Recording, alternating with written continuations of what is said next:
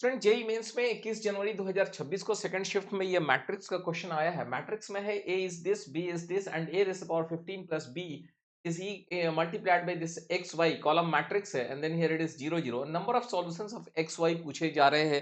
This is again I tell you this is the memory based questions है। अब इस questions को solve करने के लिए मुझे क्या करना चाहिए? यहाँ पे पूछा है number of solutions of xy। अगर आप इसको ध्यान से देखोगे तो इस क्वेश्चंस के बिना सॉल्व किए हुए हम लोग दो बातें बोल सकते हैं। आइदर इस क्वेश्चंस का आंसर 1 या 0 या इंफिनिटी में होने वाला था। क्यों? क्योंकि यहाँ पे जो एक्स वाई है, तो जब हम यहाँ पे कुछ मैट्रिक्स 2:2 का आएगा और यहाँ पे एक्स वाई से ये जब करेंगे तो हमारे पास दो इक्वेशंस आएंगे। दो इक्वेशंस आएंगे जो कि दोनों ही लीनियर इक्वेशंस हमारे पास आने वाले हैं। ठीक है? तो दो लीनियर इक्वेशंस है, तो आइदर दोनों लीनियर इक्वेशंस का सॉल्यूशन या तो ये इंटरसेक्टिंग होगा या जो है पैरेलल होगा या they will be overlapping to each other. Overlapping to each other होगा तो इनफाइनाइट मेनी सॉल्यूशन, इंटरसेक्टिंग होगा तो सिंगल सॉल्यूशन, यूनिक सॉल्यूशन, और अगर पैरेलल हो गया दो लाइंस तो then it will be your no solution. But let's see how to we can reach to the conclusions और इसके सॉल्यूशन पे कैसे हम लोग पहुंचेंगे। तो उसके लिए हमारे पास जो a दिया हुआ है, अब यहाँ पे a का पावर 15 है। अब यहाँ पे a का पावर 15 है तो क्या मुझे a को 15 बार गुना करना पड़ेगा? तब जाके मैं उस कंक्लूजन पे पहुंचूंगा कि a का पावर 15 का ये वैल्यू है। ऐसे केसेस में जनरली हम लोग दो पैटर्न्स फॉलो होते हैं, उस पैटर्न्स को फॉलो करते हैं कि पैटर्न में कुछ ना कुछ तो आने वाला है। बट अगर फिर भी अगर किसी को ये चीज बात समझ में ना आई तो हम लोग क्या करते हैं? Let's see first of all हम लोग देखते हैं कि ए स्क्वायर का क्या वैल्यू होगा। यहाँ पे 3 है, 1 है, -4 है, -1 है। देन यहाँ पे 3, 1, -4, -1। अगर मैं इसको गुना करता हूँ तो this is 5 and this is -8। Here it is 3 minus 1, that is 2, and -4, this is there it is, this is -3। तो देखो मैंने कुछ अब ऑब्जर्वेशंस तो मेरे कुछ आने लगे हैं। अगर आप देखोगे तो यहाँ पे 1 है और ए स्क्वायर में यहाँ पे 2 आया। ओके, इसका मतलब कि ये कुछ तो पैटर्न हमें दिख रहा है। सेम थिंग अगर मुझे यहाँ पे 3 था तो यहाँ पे मुझे 5 दिख रहा है, तो 3 के बाद 5। ओके फाइन, यार इट इज -4 था यहाँ पे और यहाँ पे मुझे -8 दिख रहा है, जस्ट उसका डबल टाइप का दिख रहा है। -1 और यहाँ पे -3। ओके लेट्स सी, अगर हम ए क्यूब एक बार निकाल लेते हैं तो फिर मेरा डाउट क्लियर हो जाएगा कि यस ये इसी पैटर्न को फॉलो कर रहा है क्या। तो ए क्यू का मतलब है A multiplied by A square, that is 5, 2, -8, -3। तो मैं यहाँ पे देख रहा हूँ कि यहाँ पे हो गया मेरा 15। This is 15 -8, okay 7। यहाँ पे हो गया -24 and then it is here it is -12 and if I see it is 5 -2, okay 3 and then here it is -8, okay -5। तो अब इसको देखते हुए मुझे ये चीज क्लियर पता चल चुका है कि ए का पावर n क्या होने वाला है। मैं इसको एकदम ऑब्जर्वेशन से बता सकता हूं। वहां पे देखो 3 है, 5 है और यहाँ पे 7 आ रहा है, ए क्यू में 7 आ रहा है। तो this is something like this is n+1 है यहाँ पे। क्यों? n की वैल्यू 1 रखो तो यहाँ पे 3 हो जाएगा, n का वैल्यू 2 रखोगे 5 हो जाएगा, n का वैल्यू 3 रखोगे 7 हो जाएगा। फाइन, वहां पे -4, -8, -12, इसका मतलब कि ये -4n है यहाँ पर। एंड यहाँ पर एक, उसके बाद दो, उसके बाद तीन, इसका मतलब यहाँ पे n है। एंड वहां पे है -1, फिर है -3, -5, इसका मतलब -2n-1। तो this way you can find A का पावर 15। तो अब बड़े आसानी से निकल सकता है। ये मैंने बड़े अच्छे से ए स्क्वायर ए क्यू निकाला, देन मुझे कंक्लूजन पता चला ओके ए का power.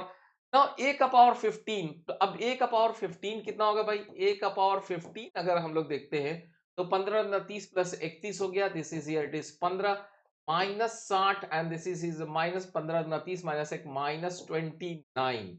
And if you find A raise the power 15 plus B, अगर बी मतलब इसको अगर आपने ऐड कर दिया तो लेट्स सी, जैसे ही आप इसको ऐड करेंगे 31 में से this is 2, here it is -13, 15, this is again 2, 49, this is -11 and then it is this is -11।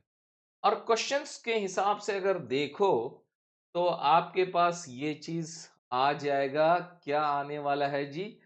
This way you can find के here a raised the power 15 plus a raised the power 15, okay, a raised the power 15 plus b into this is x y, here it is 0 0, तो इसके हिसाब से आपके पास निकल कर आने वाला है 2x minus 11y is equal to 0 and again 2x minus 11y is equal to 0। सिर्फ एक इक्वेशंस निकल कर आए, एक इक्वेशंस दो variable, so this will get infinite many solution, infinite many solution। so this was the question of the JEE Mains. और मुझे लगा कि ये बहुत ही देखने में तो डिफिकल्ट लग रहा है, बट क्वेश्चंस बड़े ही आसानी से निकल गए। अब एक क्वेश्चंस आ सकता है, कोई बच्चा ऐसा पूछ सकता है सर मैंने ए स्क्वायर निकाला, मुझे ये आपने ए क्यू निकाला और आपको ये चीज दिमाग में आ गया हो कि यहाँ पे 3 है 5 है 7 है, तो आपने इस टाइप से लिख दिया।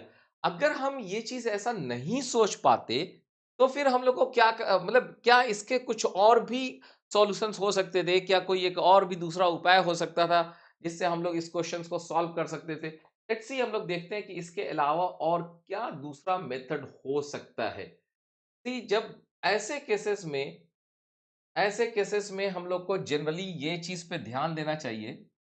यहाँ पे ये ए लिखा है ना, ये ए को देखिए क्या लिखा था, ए लिखा था 3 1 -4 एंड -1।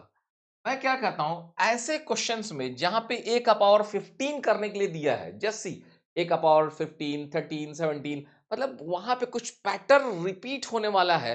वैसे में आपको क्या करना चाहिए, इस मैट्रिक्स को हमेशा दिस प्लस आई के फॉर्म में लिख देना चाहिए। आई मतलब 1001। देखो ये बहुत ही इंटरेस्टिंग फैक्ट मैं लिख रहा हूं कि this matrix should be written as something plus this. ये समथिंग कितना हो जाएगा? अब देखो यहाँ पे तो 2 हो जाएगा जी, यहाँ पे -4 हो जाएगा, यहाँ पे 1 हो जाएगा और यहाँ पे दिस विल बिकम -2। तो this is nothing but c plus i. और आप एक चीज देखोगे, मैं आपको बहुत इंटरेस्टिंग फैक्ट बताने वाला हूं। अभी तो मैंने इसको सॉल्व नहीं किया है, लेकिन मैं एक फैक्ट बताने वाला हूं कि ये सी जो है ना बहुत ही इंटरेस्टिंग मैट्रिक्स होता है हमेशा।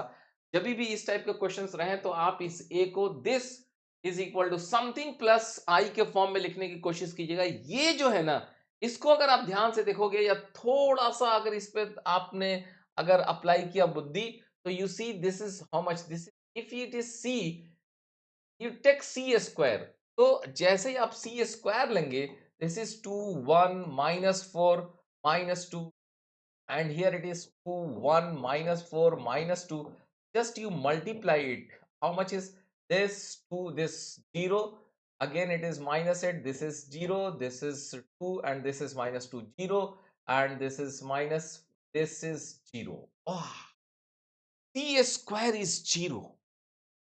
जस्ट अंडरस्टैंड, सी स्क्वायर 0 आ गया, इसका मतलब क्या हुआ कि मैं अगर मुझे ए स्क्वायर लिखूंगा मैं, तो देखो ए स्क्वायर का मतलब क्या हो जाएगा, यहाँ पे this is c square plus 2c plus i, तो you will find this is 0।